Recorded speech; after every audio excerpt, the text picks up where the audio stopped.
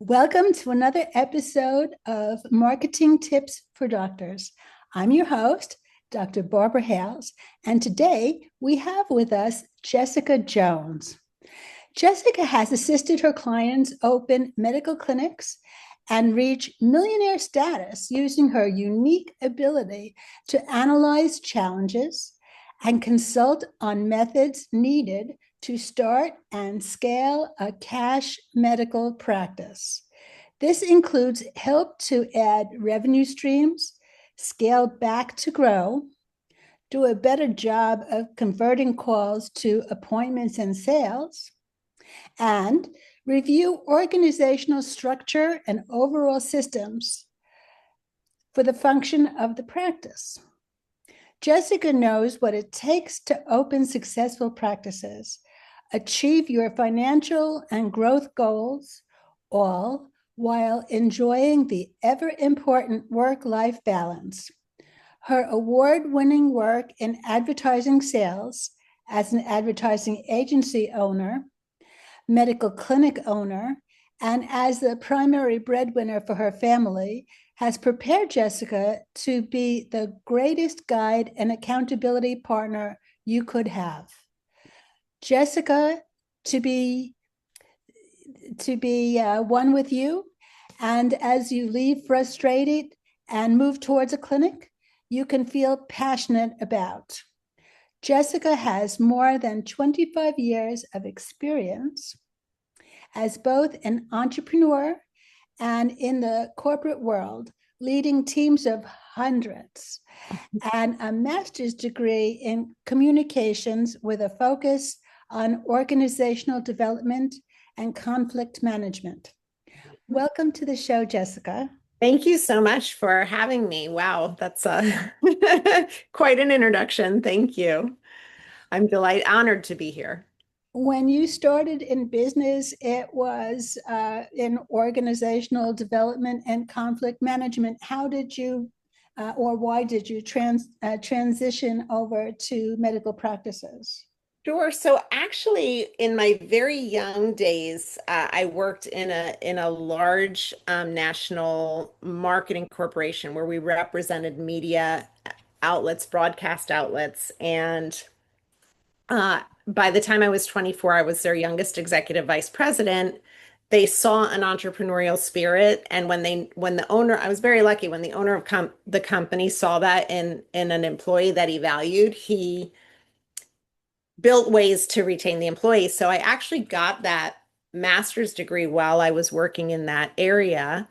And conflict management and organizational development, I was already by 24, I was leading the largest firm under an umbrella of seven. And then shortly thereafter, I became the manager over all of the seven divisions in the region. And so we were a company, it's hard to understand, but we were a team, but we also competed with one another. So conflict management seemed reasonable, and organizational development is also imperative for really a number of reasons. But that's why that focus was there, and it's helped me throughout my life. And then later at that same organization, I was so lucky. They sent me to a program at the University of North Carolina with Dr. Gerald Bell, and he's a leadership expert and he teaches leadership. And I attended a master's roundtable with him, which was going every month for a year. And while I was there, the owner of Radio Flyer was there in the mastermind debating moving manufacturing to China and his family and everything else. And that's a generational company. The owner of the Biltmore was there trying to figure out how to get school districts in North Carolina to focus on serving food raised and grown in the state to help the farmers and also the health of the communities and all of these other things. So it was a very diverse group of people and also an education that unfortunately most people never get in their lives. And I was lucky to have it at that time in my life because when people do get that leadership training, it's usually, you're to get into the program, you need to be a C-level executive. So most people aren't getting that education until they're in their late 40s or early 50s. So I got it when I was 28 and 29. So it was really special and helped me in all facets of my life. But that's why that degree. And then, living in Philadelphia, I was working with pharmaceutical companies to help them fill clinical studies. The company I was working with went Chapter 7, as many companies did in 2008. So I was there from 94 to 2008. And so when it went Chapter 7, I was very lucky because I had no problems. And so I continued working for the pharmaceutical companies to fill these studies, but I was working directly with the clinical study sites. And it wasn't just a lead generator. I was hired for like to get patients into the study, but I was working with the study sites to determine, well, what is the issue? Because I could see the leads coming in. So then I started digging into why aren't the leads enrolling? Like what's happening with these patients? And then I would start to solve problems within the practice that were outside of the role that I was playing. Doctors started referring me to doctors, and I built a very strong business of helping struggling practices turn into a successful practice and scale. And so then in 2012, one of the physicians that I had helped grow from, again, he had a struggling practice and grew to, 15 locations. And he was starting a new venture and he said, "You're the business side of things. I'm the medical side of things. I know I need you. Why don't you be my partner in this next thing?" So we grew our own chain of clinics. And so from 2012 to 2015, we built our own 15 locations across the country. And we sold those. And then after we sold those, I started six of my own practices. And in 2017, I said, I never wanted to own practices. I'm not, I've always wanted to help practitioners. And so I sold my practices and went back to consulting and have been doing that ever since, thankfully. Do you have any medical experience or background at all? I don't. Of course, as part of what I do, I need to have some level of expertise and knowledge in what the bulk of my clients are interested in. So I do a lot of training, but I am not, I have no medical degree and I always defer to the practitioner, but I have been able to help, in 2017 to 2020, it was diabetes reversal, weight loss, men's sexual health. Female sexual health wasn't really yet the focus. Mhm. IV therapy had just started. Then 2020 hit, and I helped practices that weren't considered essential switch from brick and mortar to virtual and build virtual programs. And once things started freeing up, of course, in late 2020 is when I started working with GLP-1 practitioners. And I have helped many people implement GLP-1s into their practice. And then also, I'd say in 2021, late 2021, mobile wound care became a high focus. So I've studied that and have a significant expertise in helping people work within the mobile wound care space. And so what I do, like, for example, I attend weekly compliance calls with a compliance expert to talk about what's changing in compliance. I, get all of the puzzle pieces together that a practice would need so that I can introduce them to all the facets that they'll need to add something to the practice. And then how to implement it, and I'll work with the entire staff. And then, of course, how to market it, which varies based on what the offer is. But in addition to, mobile wound care, the other thing is, for example, I consistently get a lot of like chiropractors or mental health practitioners, and I have the connection base at this point so that if like a mental health provider says to me, I want to add something, I take insurance, but I want to add something that can be cash pay, and I'll find the right revenue stream for them to add that fits their passion. One of the things I say to all of my clients is if you're not passionate about what you're doing, it's never going to work because people will see that you don't believe in what you're trying to offer them. I've got to always put people together with what they're really going to believe in. What type of secondary incomes do the mental health physicians add typically?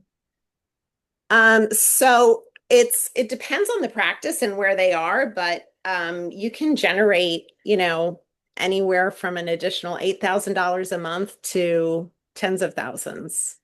It Doing just well. depends on um you, right? The truth is, practitioners often really struggle with asking for money. It's and I understand and I think it's great, but that's one of the things we work on is really pricing and building packages and feeling good about you're solving a big problem that isn't being solved elsewhere in our insurance-based or healthcare universe in this country. So this is something that's very much needed and very much desired and can draw from a radius because it's not available. It's not widely available. So, like for example, there's one device that's very low cost that I really have found has been something that a lot of practitioners have found great success with is called iAssist microcurrent neurofeedback. It's different than neurofeedback in that it's fewer sessions to success and things like that, but it's a low cost of entry and a high value to patients because most patients notice a difference in 1 to 3 treatments. So it's an immediate benefit that the patients notice and it helps depression, ASD, anxiety. It's a brain-based system. So it really helps any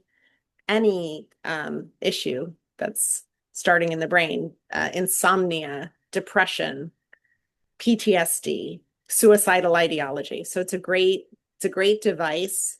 So if you've got a patient revenues, if you've got a patient base, of course you know who your patients are and you know how to reach out to those patients to either reactivate them or explain what you now have available and why it would benefit them and have them come in for an offer. But sometimes I'm working with a practice that's just brand new and just getting started. And in that case, you do need to do, you know, certainly some, you know, pay per click so that people see you in searches.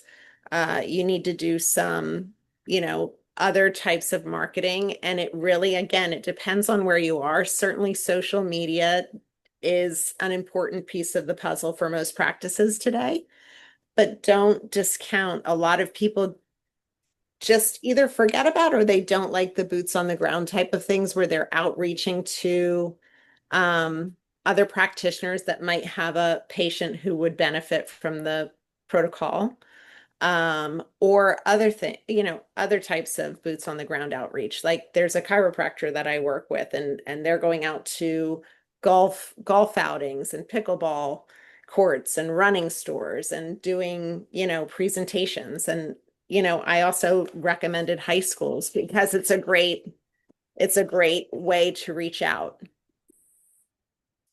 Well, that's very good. When you are converting practices to a concierge model, are you mainly working with uh, new practices or practices that have not been functioning for very long? It really does vary. I genuinely have practices. I'm working with a practice right now that's been around 35 years and they're implementing a new revenue stream. And that's an insurance. I know it. I know my company is called Build Your Crash Medical Practice, but it started as Practice Builder, and that term was patented. So my name grew over time, but I also help insurance-based systems. So that practice is implementing wound care, which is of course a Medicare and insurance-based program. But so they've been around 35 years. I have a chiropractor that I'm working with who's been around also several decades. And I have many, many startups. I also have, for example, there's a solo practitioner that I'm working with who's got a vein specialty. He's been around for a long time, and I'm helping him learn how to add some of the additional wound care um, protocols to his practice. So it really does vary. And then, of course, there's another consultant that I work with, and we're teaming up to do a med spa makeover because so many nurse practitioners and functional medicine practitioners really brought in GLP-1s. And unfortunately, they made it their sole focus. Or they brought in these very high ticket devices, six figures, that they're now like struggling to sell a package on Groupon. So we're doing a med spa makeover event to help these practices see, because a lot of them are just giving up and saying, I don't know what to do. I can't survive. And so we're doing an event that's virtual or in person for them to say, we can rebrand you and help you thrive. Why do medical professionals struggle with business growth? I think a lot of the reason they struggle with business growth, some of the common mistakes I made, say we have them doing marketing in either pay-per-click or social media. Um, they don't see immediate results, and they abandon ship and go to another company, and then they go to another company, and then they go to another company. Well, these things take time to grow. There's algorithms involved and it takes time for the systems to trust you as an advertiser and trust that you're real, because there are actually fake advertisers out there. So there's algorithms that take time. So every time you're switching, you're really harming your potential, because you've got to give something at least 3 months, in my opinion, as it pertains to pay-per-click and social media. Mhm. Boots on the ground, same thing. I see a lot of people say, oh, well, I went and dropped off business cards and I dropped off one sheets and nothing's happening. I said, well, did you follow up? Have you called them? Just like advertising to the consumer, it can take 8 times to 10 times to 12 times someone hearing your message to respond. Just because you knocked on the door and dropped off some pamphlets doesn't mean that suddenly you're going to be getting a call and all these referrals from that business. So, excuse me, you've got to be tenacious and you've got to stick with what you're doing for a bit. Excuse me, I'm sorry. And then, of course, um, we can develop specific ways to evaluate if something's working and when to abandon it. Certainly, there are ROI calculations with everything you're doing based on what the cost benefit is. And when we genuinely don't see progress, the other thing is, we know statistically that when somebody reaches out to your practice, if you don't answer the call, respond to the text right away, get in contact with them, and even like less than 5 minutes, you're like very unlikely to reach that person, because they've kind of like, everybody wants immediate response these days, right? So certainly automation and AI have come so far, and a lot of practices are using this and thriving. But depending on what you're doing, it's still very important to have that personal communication and touch to connect with people. There are definitely virtual programs that are making it, but I see a lot of high touch one-on-one practices that offer that connection, having patients come over to them, because at the end of the day, when it comes to your health, people want to know they're in good hands. They're in the hands of somebody that cares about them, is listening to them, and can help them. Yeah, absolutely. What are some marketing mistakes that you see medical practices making? Sure. So I to retouch on switching marketing every month is a big one. Not following up on the leads. And also, I see a lot of people doing too much, if that makes sense. They're trying to be everywhere. They're doing these videos and these stories and these TikToks and Facebook and Instagram. And they're spending so much time doing all the things that they're not focusing on the work of building the patient list and working with the patients. They're too busy doing all the things. So I strongly recommend that when somebody's doing too much, I call it scaling back to grow. You can do less, focus on the thing that's working best, get your arms around it, master that, then expand. And ideally, expand when you've got the ability to hire a trusted team to help and support you. Because I mean, this isn't so, this is and is not marketing. So many practices are built on one person. Like everybody wants to see the doctor, everybody wants to see the practitioner, everybody wants to see the chiropractor, that you can't expand because you are the business and you are the everything. So you're running the business, you're seeing all the patients. So you've got to build a practice that's not solely based around you in order to be able to scale. What is it that you wish practices knew about that would help grow their practice? So, what do I wish practices knew about? Oh, that's a really good one. I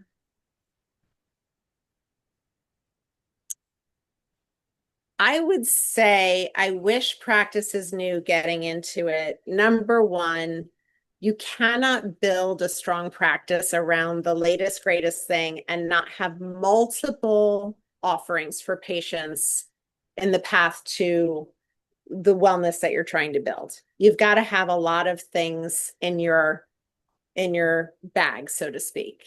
So I see a lot of practices that build a business on just one thing. Another thing I wish practices knew, and I work with really strongly, is you should have at least 6 months of cash flow available because you're going to have ups and downs. And a lot of practices fail to thrive because they just don't have the funding to get through in the startup period. A lot of medical practices, unlike other businesses, can be profitable almost immediately, but you've got to have the money to put into the practice to build it. And you've got to have a comfort level so that you're not afraid to spend money on marketing and hiring and learning. I'll always be learning, going to conferences, what's new, what's happening. Hire a consultant to help you. Hire a consultant that you click with, who you can work well with. A lot of, I also talk to a lot of practices that start working with me. They're like, oh, I was working with this other consultant for years. I hated them. I never did anything they told me to do because they only did it one way. So find the consultant that matches your personality and what you want for your practice and somebody that you can listen to and work with well. That's important. And then the other thing I wish they knew is before you buy a very high priced machine, because there's always going to be people knocking on your door saying, oh, look, you can buy this. And with just 2 patients a month, you'll pay for the mortgage that is this device. I want you to really evaluate how many people are offering it in your area. What's the likelihood that you'll be able to sell 2 packages at the price you're being quoted? Go to Groupon. Are people selling it cheaply on Groupon? Probably not what you want to be buying a 6-figure device if people are trying to bargain it out, right? That's a big one. I see so many practices that were thriving and they come to me because they've hit a turmoil, because they've brought in this device and it's sucking all the profit out of their business. And so then I'm helping them to offload a device. And another thing is, if you see people selling the device on eBay, I would say run, but if you I'm are so going to buy surprised to it, hear this. Yeah, I'm so surprised to hear this. I have never heard of doctors selling equipment on eBay. oh my gosh, yes, they do. Just look up used whatever and you'll see there are medical device reselling sites, but if but people do sell these things on eBay. It's kind of interesting. But if you see that, I would say run, but if you're really dead set on having that device, buy the used one and just make sure that there's some sort of assurance that the device is in full working condition and that you have access to everything. But yeah, I recommend run, but some people are really set. And in that instance, I say don't don't pay the full price for it because look at all of these red flags. And then the other thing, I really talk to people about is they'll bring in this device that they're excited about without considering, how does this affect my space? How does it affect my workflow? Right? So like now you've got a GLP-1 clinic that's humming along like this, and you bring in this sculpting device or red light therapy or whatever it is, that's now a 60-minute thing where you're going in, you're setting it up, you're getting the patient set up, then you're coming out, then you're going back in and you're cleaning it for the next patient. And there's a lot of time deficit involved in addition to the space it's taking up, where you are no longer able to see patients or have somebody waiting in the room. And so Sure. that's a big thing that a lot of people just don't think about before they take the leap. And so, yeah. At this point, what I'd like to ask is, what is one tip that you could give our listeners that they could implement right away? So I'm going to say my tip, and actually you and I discussed this, is every single person has 100 problems a day. And so when you own a business, it is designed to keep you down in the minutia. And I want to encourage everybody to look at everything that's happening and evaluate it. Is this a high level problem that I've got to focus on right now that's going to help my business grow? Or is this something that's really not a problem at all? I can let the staff handle it. I can let this deal with it so that I can focus on the bigger things that are going to help my patients grow my practice and also give me more time in my schedule. So when you look at it that way and you start to think about, even my family jokes around with me. They're like, if I'm usually saying to them, is that really going to be one of your 100 problems? So I love it when they turn it around on me when I'm talking about something silly and they're like, Mom, is that one of your 100 problems today? I'm like, you're right. It's not. Good point. Thank you for straightening me out. But it really does, when you start to reframe the way you look at everything happening around you and realize like, this is really like just me being caught up in the day to day. You want to get out of that and get into the big picture.